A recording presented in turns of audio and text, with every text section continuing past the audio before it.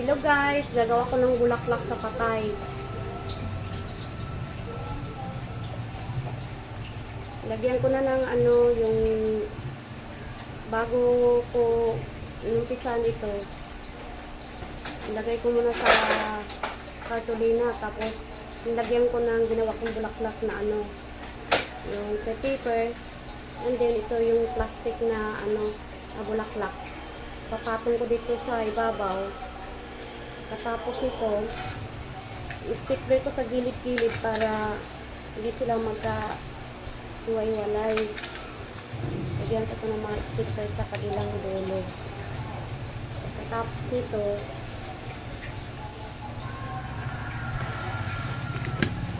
na-stapler na lahat ito, ganyan. Tapos lalagyan ko na rin siya ng ano, mga decoration. Diyan naman, para sa iyo, gawa ko rin sa paper. Papatong ko dito para makita yung pagiging talaga na ano. Sige ma'am. Ang lumpia rin ako kasi. Okay. Tapos staplerin mo dito sa gilid-gilid para hindi rin maghiwalay.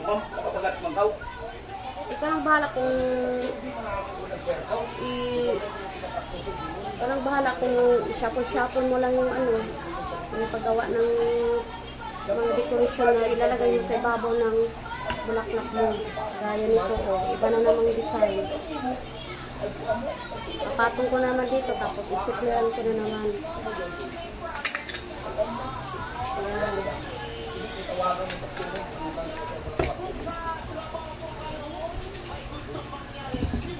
Tapos iba na naman yung design. Gaya nito ko. Papatong ko na naman dito.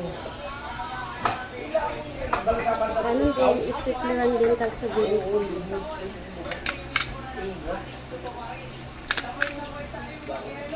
Yan. Yan. Tapos ito na naman ibang design. Ipapatong ko na rin dito. Ganun din. Kung saan mo gusto ilagay. Mama, dili na. Kay naglakay si dadaan ng doktor na. Gabitig mo. Operahan ka, pero why chance of survival? Doon ba dili mag-guarantee ang chance of survival? Mas naman dili nalagyan. Ang mga ba, si Adin, si Aki, may sige ko, pagpa-opera lagi.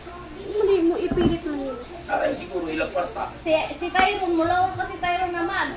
Ato ako makunha ikaw. E di sa bago ganahan na maglisod ko. Kasi Hinay-hinay naman si Tyrone dawat. Hinay-hinay na gana ko dawat. Kabayo naman ako. Kayo nun mo tuni sa maguyang sa tunang. Huda mo may nangusog.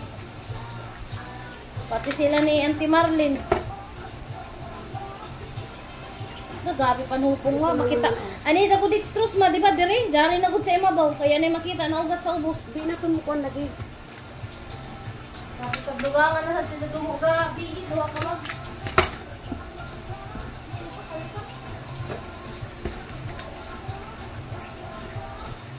O man, bulugwa sila.